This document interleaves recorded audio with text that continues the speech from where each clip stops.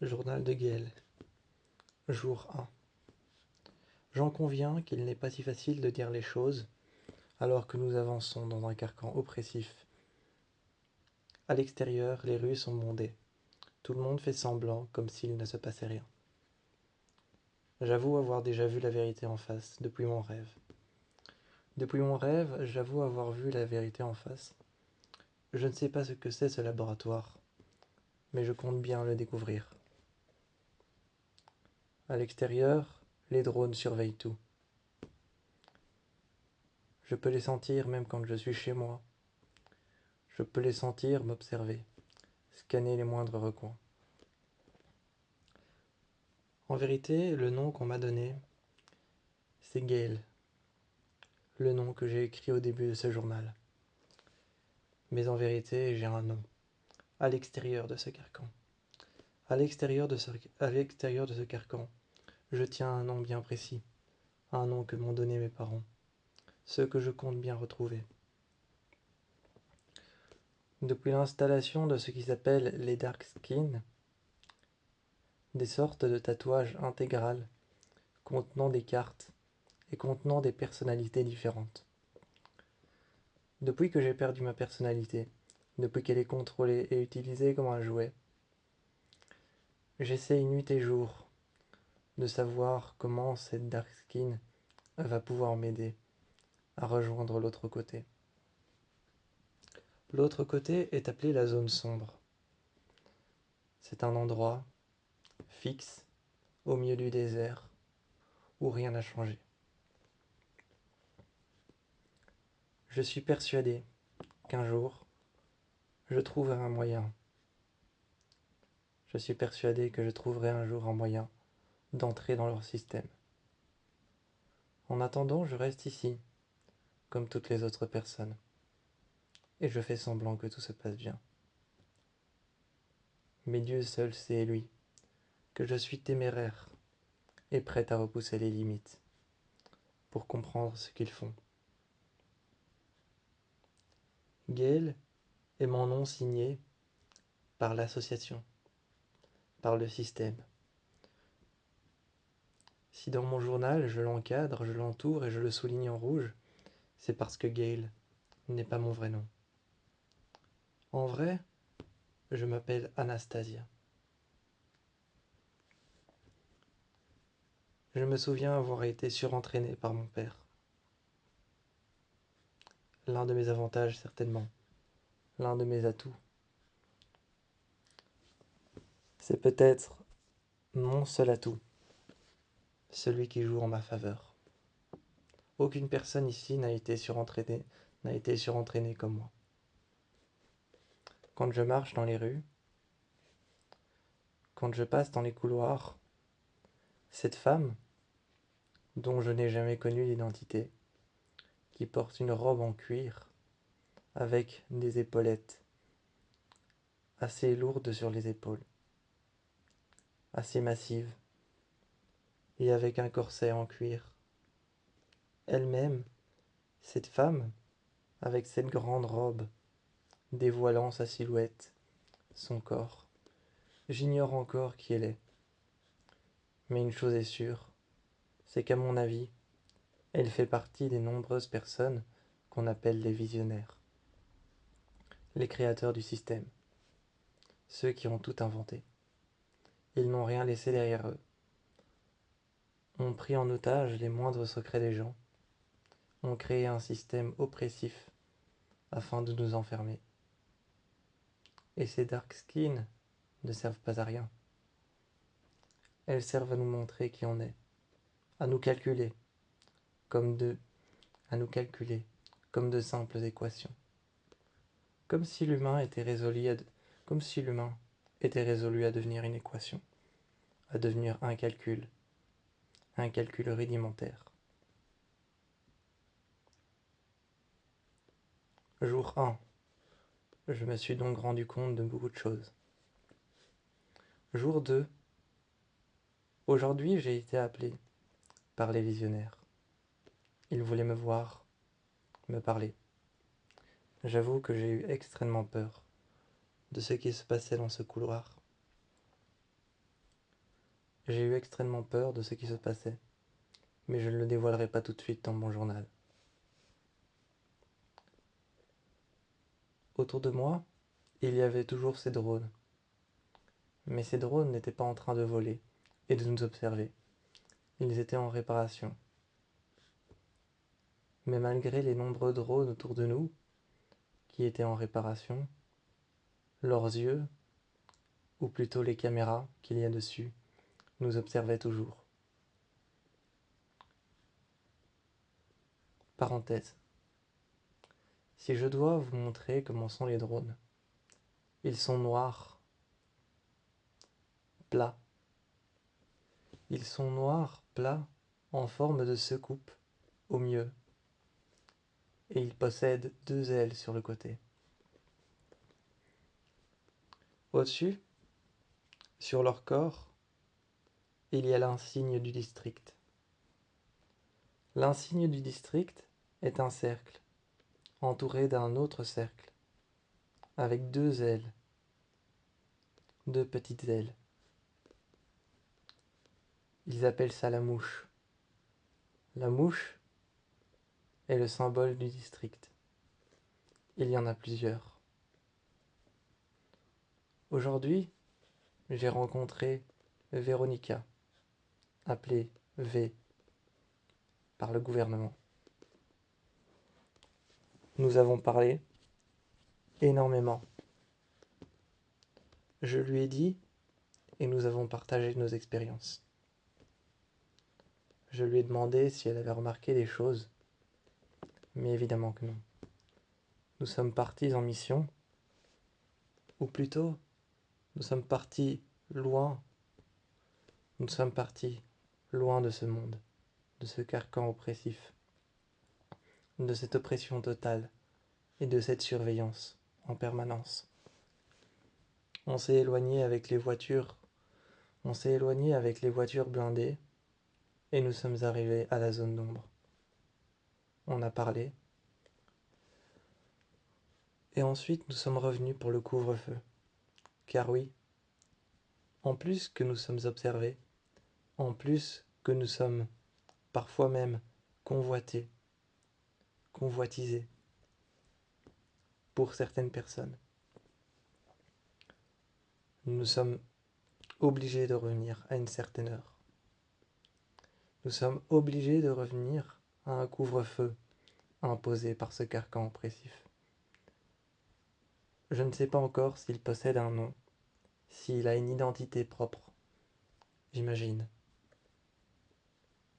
Aujourd'hui, V est passée me rendre visite. Avant qu'elle ne rentre dans ma chambre, je lui ai pris son poignet et je lui ai dit « Attends V ».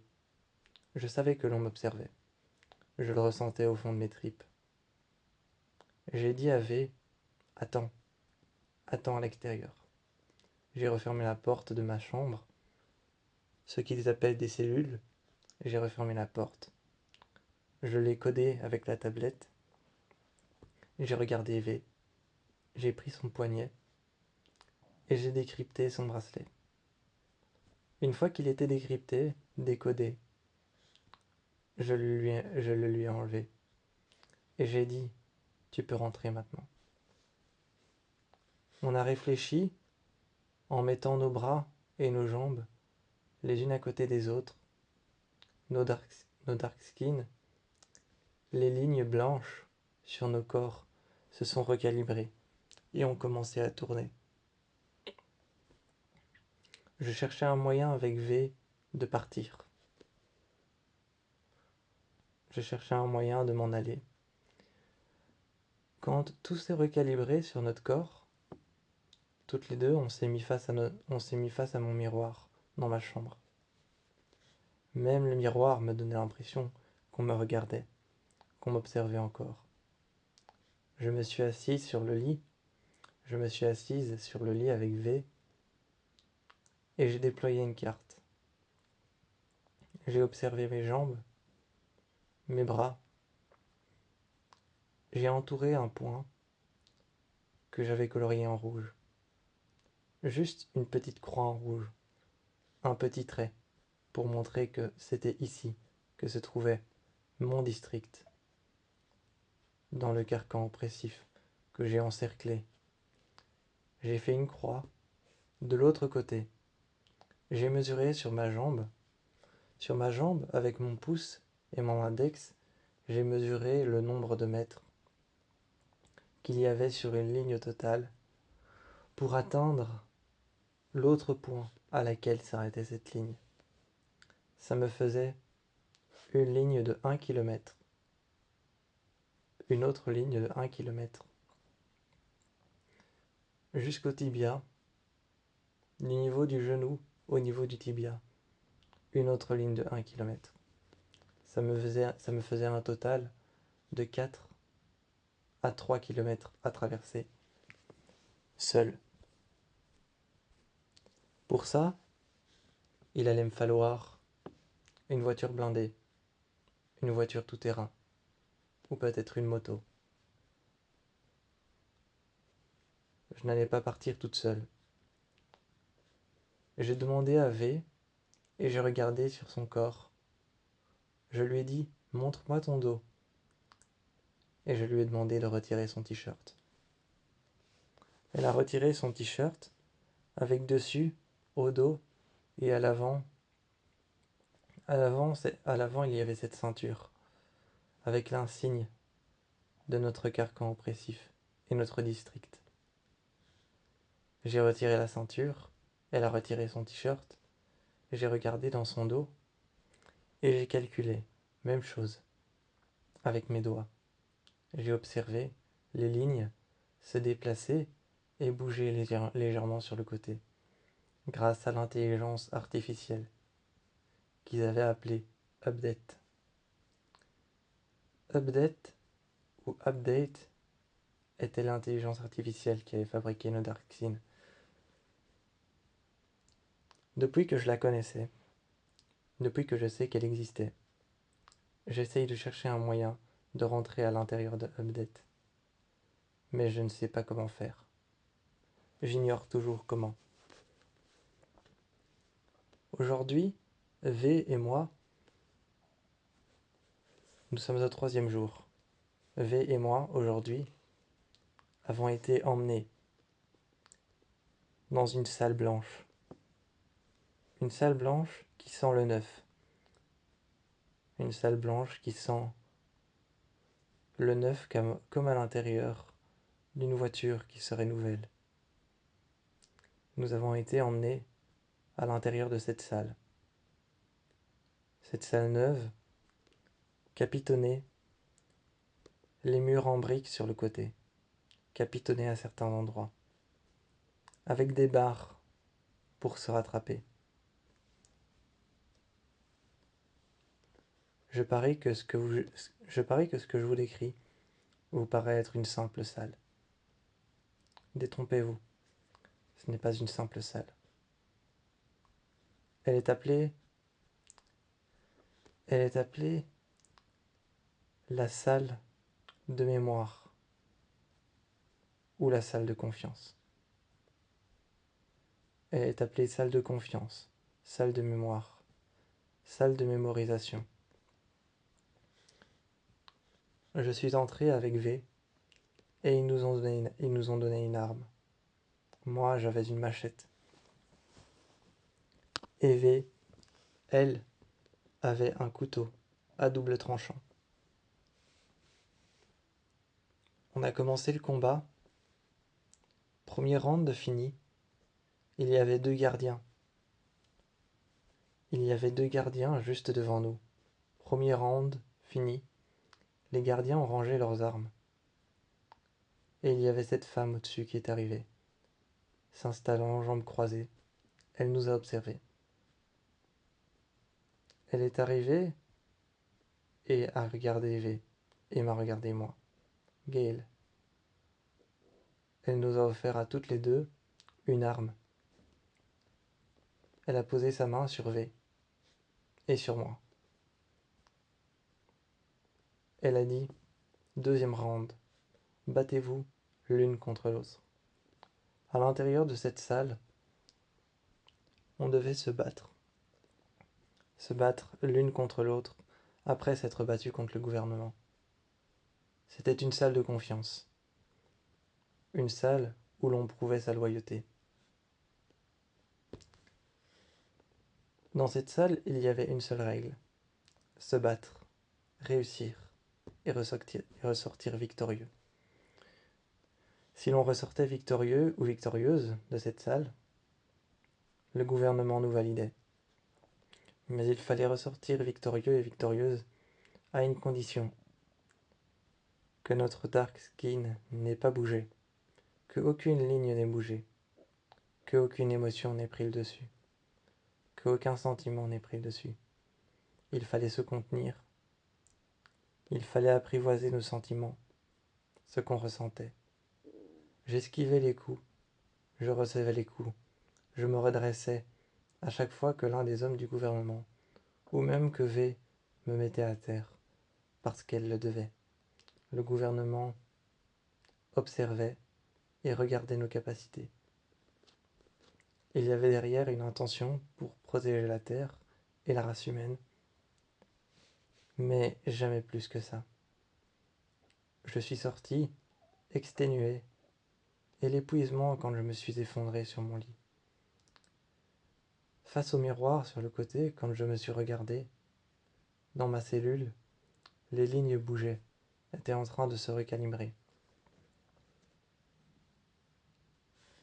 4e jour. Alors que ce que je pensais être des lignes qui bougeaient toutes seules, naturellement, était complètement faux. J'ai rêvé cette nuit d'un deuxième rêve qui m'est apparu. Une salle de contrôle. Dans cette salle de contrôle, des hommes et des femmes qui faisaient partie eux-mêmes non seulement de notre réalité, notre nouvelle réalité, mais qui faisaient aussi partie de l'oppression. Ils avaient été recrutés, on les appelait les recruteurs. Lorsqu'il y en a un qui n'était plus apte, le gouvernement le tuait. C'étaient des recruteurs, ils recrutaient des visages et des personnes qui pouvaient être aptes à obéir au gouvernement. Une fois morts, on leur succédait la place. Ou ils succédaient leur place. Cela dépendait. Une fois qu'ils étaient tués, ils étaient emmenés quelque part. Ce rêve m'a mis sur la bonne voie. Rien ne bougeait naturellement. Tout était planifié. En fin de compte, ce que je pense de tout ça, c'est que ce n'était qu'un vulgaire plan. Je sais que le mot suivant que je vais utiliser est un mot bien cliché, mais machiavélique. C'est un plan machiavélique. Mauvais, malsain, de trahison. Mais selon eux, certainement selon eux, de justice envers la planète. Pour mieux vivre et subvenir à nos besoins. Pour une meilleure humanité. Jour 6.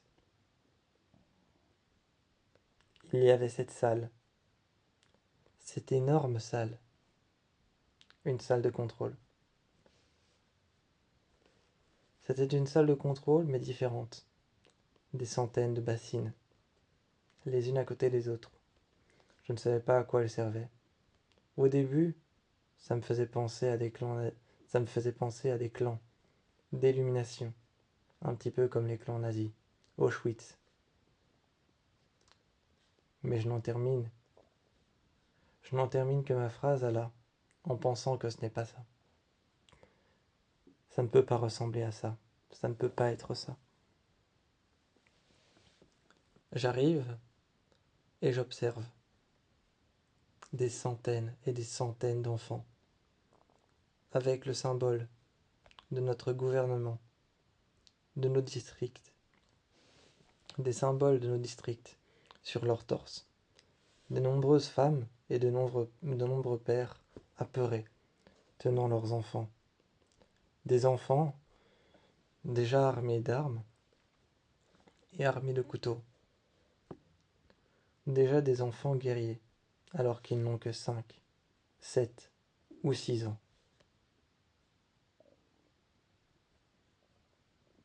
Ces femmes, ces enfants, ces pères, ces mères survivent et sont tous mis dans l'eau, les uns après les autres. L'eau jaillit juste au moment où la pression monte. L'eau ne bouge plus et les corps sont immergés. Ça m'a paru être une simple formalité d'usage, peut-être au niveau de la propreté, vu qu'ils essayent de contrôler tout, et qu'ils contrôlent tout.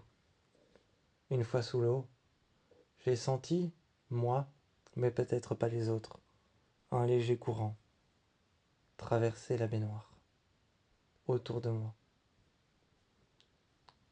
Je suis sorti directement et je suis parti. J'ai remis mes vêtements, même mouillés. J'ai pris mon arme et j'ai tiré sur les autres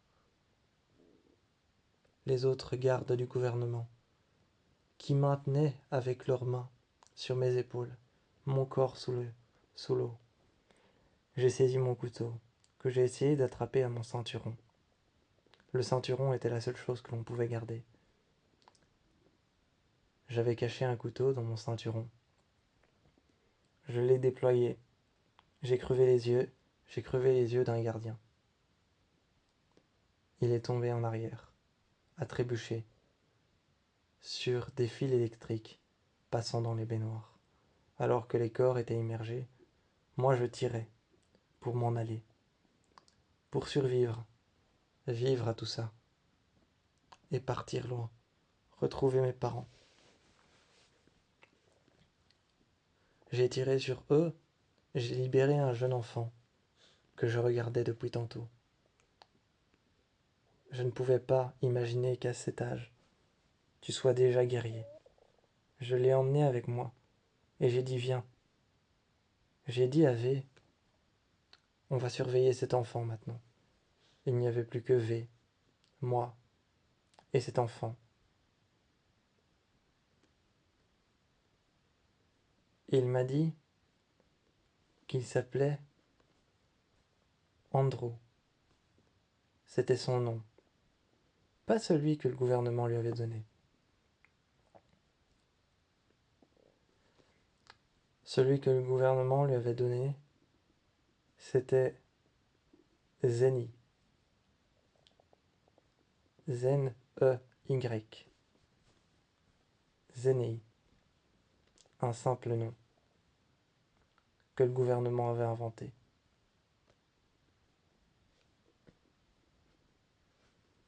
J'ai regardé et j'ai dit « Ça te va si je t'appelle Zen ?» Il m'a regardé et a dit « Oui, Zane. » C'était devenu son nom. Z-E-Y. Zane. Alors maintenant qu'il était avec nous, Zane, qu'il y avait V, on était allé voir dans le couloir ce que le gouvernement préparait. Une immondise. Des corps accrochés à de grandes... Des corps accrochés à de grandes chaînes, suspendues dans le vide. Des chaînes qui pendaient, accrochées par des poignets, des sortes d'énormes poignets en métal qui retenaient les poignets des humains en otage et les accrochaient, suspendus. Des mains en métal passant sur eux et les retenant vers le haut, les accrochant sur les côtés. Elles n'étaient ni retenues par un aimant, ni retenues par une technologie quelconque.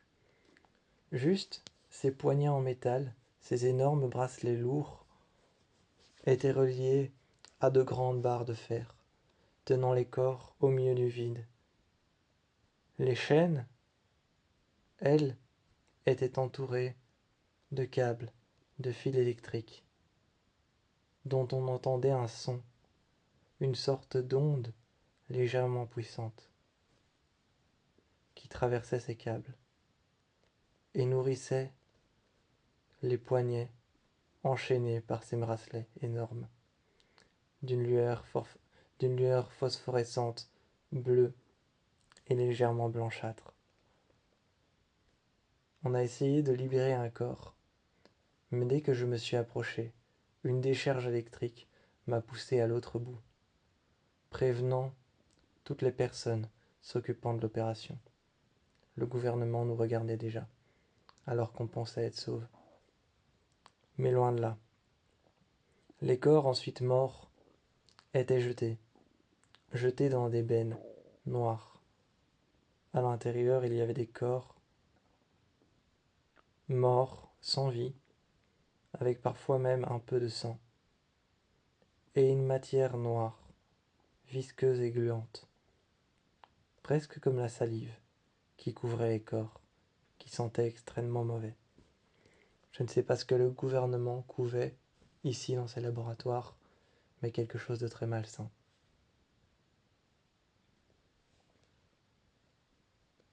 7e et 9e jour. On a essayé de partir aujourd'hui. On a trouvé une zone qui s'appelle la zone blanche. Je dois avouer que cette zone me plaît beaucoup. Petit moment sentimental. Je suis tombé amoureux d'un garçon. Il me plaît aussi beaucoup. Zane était devenu comme notre fils. Dans la zone blanche, c'était des jeunes survivants du système qui avaient réussi à implanter un vaisseau fantôme, ce qu'ils appelaient une fausse copie d'eux-mêmes, à l'intérieur du système. Le système ne les calculait pas comme étant là, ni comme n'étant pas là, mais comme étant présents dans le code inséré à l'intérieur des laboratoires. Ils pouvaient ainsi venir et partir. Je suis resté longtemps avec eux, cherchant à planter l'ordinateur, à l'arrêter, pour sauver le système. Plus difficile, plus facile à faire qu'à dire, plus facile à dire qu'à faire. Je me suis rendu compte que c'était vraiment plus facile à dire qu'à faire. Planter le système pour sauver tout le monde. C'était beaucoup plus compliqué à faire. Mais quand je me suis rendu compte de leur capacité de technologie, je suis rentré dans le système qui était hautement surveillé. Une fois dans le système hautement surveillé, ils m'ont posé plusieurs questions sur moi et je suis resté sous la tente avec ce garçon dont je suis amoureux et dont je ne lui ai pas encore déclaré ma flamme. Mais une chose est sûre, je le ferai un jour et on a créé mon avatar. Un avatar qui me permettra d'être là, mais en même temps de ne pas être là. De voyager à ma guise, comme bon me semble. Fin. C'était le journal de Gail. J'espère pouvoir continuer sur tout ce que fera le gouvernement.